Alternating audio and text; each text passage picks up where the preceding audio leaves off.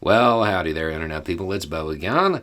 So, today we're going to talk about refrigerants and an agreement in the Senate and how and why it happened. And we have some good news on the climate front, which is a sentence I don't get to say very often. The Senate voted 69 to 27 to push through an amendment to the Montreal Protocols. Now, the agreement itself was hammered out like back in 2016 or something, and we're way behind. But it's getting through. So, what does it do? It scales back use of a certain refrigerant, commonly called HFCs. It's a refrigerant that is widely used.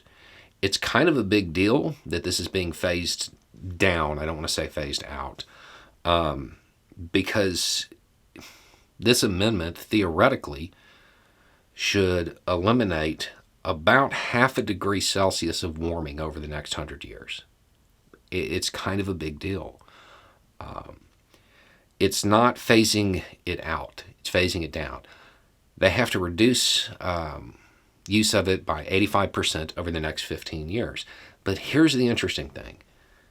It's not going to take that long. It won't take that long. It won't take 15 years to get this done.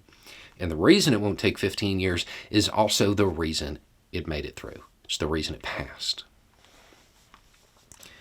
The transition away from HFCs is expected to stimulate literally billions of dollars in economic investment in this country. That's why. Money. It's one of those instances where environmental and economic interests align.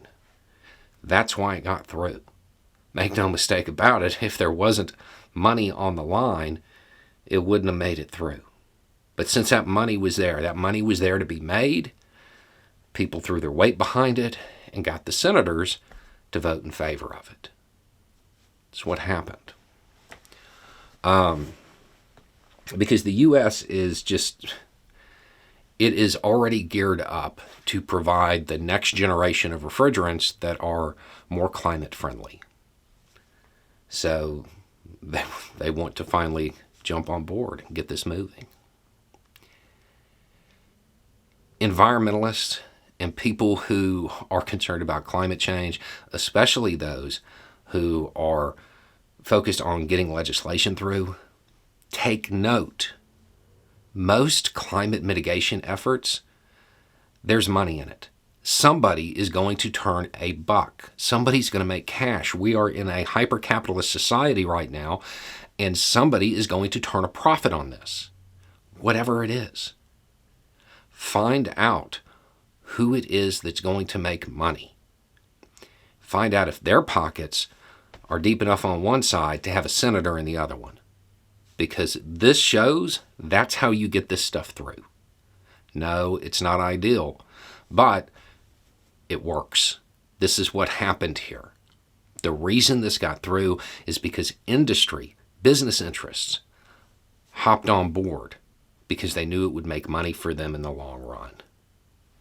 That's how we wound up here. That's how we finally got this through. If you are one of those people who are involved at that level, when you're talking about legislation or campaigning for legislation, it might be important to find out what industry, what business is going to benefit from it, and reach out to them, because they have the power coupons that environmentally conscious people generally don't have. They have the access. They have the senators. And they can push stuff like this through. Anyway, it's just a thought. Y'all have a good day.